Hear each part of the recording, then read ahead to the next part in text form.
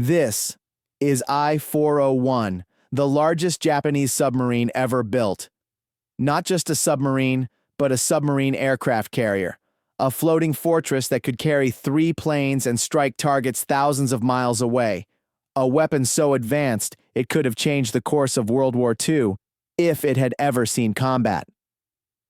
Today, over 70 years after it sank, we're diving into the silent depths to explore what remains of this underwater giant. From the conning tower to the shattered hangar, we'll uncover every corner of the 401, piece by piece, and reveal the secrets it has held for decades. Join me as we step back in time and journey inside one of the most remarkable submarines in history, the legendary I-401. And subscribe this channel if you want to explore wrecks of legendary marines and aircrafts. Before we dive into the wreck of I-401, let's take a quick look at its background. What made this submarine so remarkable, and why it was unlike anything else in the world at the time? I-401 wasn't alone. She had sisters, I-13 and I-14, slightly smaller, but still formidable. Together, these subs were Japan's secret weapon, their plan to turn the tides of war with stealth, speed, and surprise. But timing was everything, and in this case, time ran out. By the time I-401 slid into the water and joined the fleet, Japan was already losing the war. Her ambitious missions to strike the American West Coast or the Panama Canal would never happen. Like many late-war wonder weapons, she arrived too late to make a difference. Originally, I-401's mission was audacious. She was designed to strike the American West Coast and even the Panama Canal with her 3 onboard aircraft. Later, plans shifted to a daring strike on Ulithi Atoll, a major U.S. naval base in the Pacific. These missions would have required stealth, precision, and courage on an unimaginable scale. But fate had other plans. On August 15, 1945, Japan surrendered. Orders came quickly to cancel all operations. I-401 and her crew stood down, their weapons never fired in anger. After the surrender, I-401 became a prize of war. The United States studied her carefully, examining her innovative design, the massive hangar, and the unique aircraft launch system. For months, she was analyzed, measured, and documented, a silent witness to a war that had ended too soon for her to fulfill her destiny. With her operational career cut short, I-401's story didn't end here. Soon, she would take her final voyage into the deep waters where she would remain hidden for decades. Before we explore the wreck of I-401, let's first take a quick look at how she sank and how her resting place was finally discovered. After months of study, I-401's story took a final fateful turn. On December 11, 1945, she set sail for Hawaii, carrying not crewed missions, but the secrets of Japan's advanced submarine technology. The United States had a clear reason: to prevent these technological marvels from falling into Soviet hands. On May 31, 1946, the decision was carried out.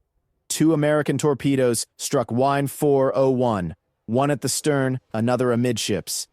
The submarine's bow lifted dramatically as the explosions tore through her hull, then she slipped beneath the waves, sinking to her final resting place on the ocean floor. For decades, she lay forgotten, a silent giant on the seabed. Until March 17, 2005, when the Hawaii Undersea Research Laboratory rediscovered her, resting at a depth of 820 meters, over 2,600 feet below the surface. Despite the violent sinking and decades underwater, the wreck was remarkably intact, revealing the incredible design and scale of this legendary submarine.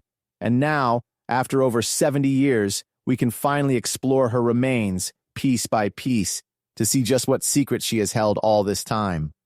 Now, we descend into the depths to explore the wreck of I-401, piece by piece, section by section, uncovering decades of history preserved beneath the waves.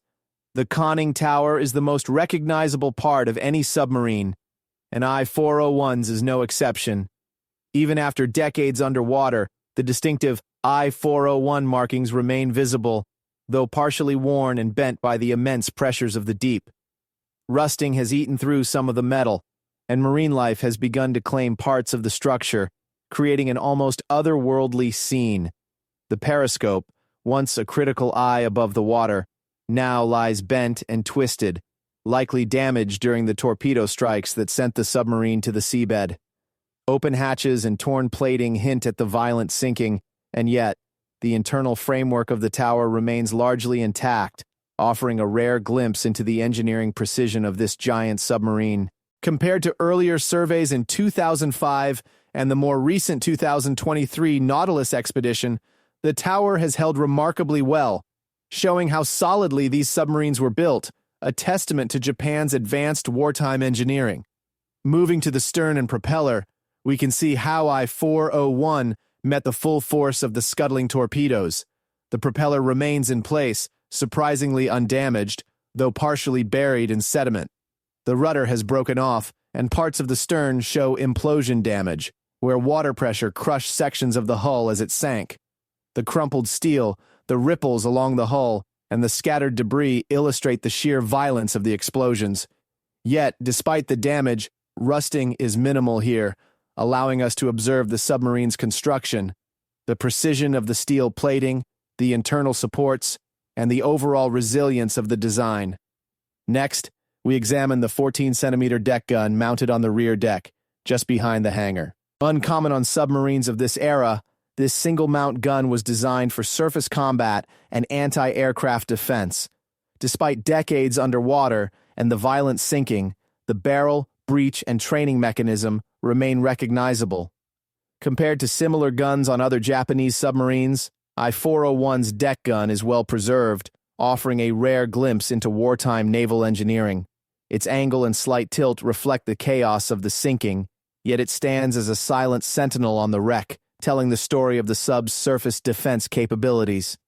Perhaps the most remarkable feature of I-401 is the aircraft hangar, a massive chamber that once housed 3 float planes.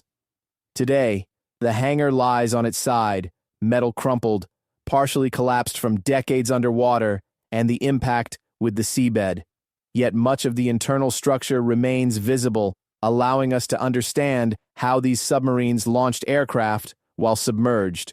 Several 25mm gun mounts, originally positioned atop the hangar, cling to their mounts despite heavy corrosion.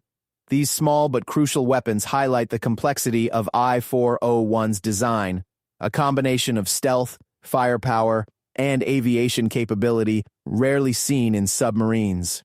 At the bow section, the deck is rotted, and the wood has long since succumbed to decay, leaving a ghostly, skeletal structure. Open hatches hint at the violent nature of the sinking, and debris litters the surrounding seabed. This section, eerily abandoned, offers a window into the final moments of I-401 as she descended into darkness. The bow's condition contrasts sharply with the sturdier conning tower and stern, showing how water pressure and impact affected different parts of the submarine differently. The wreck is more than steel and history. It has become a thriving ecosystem.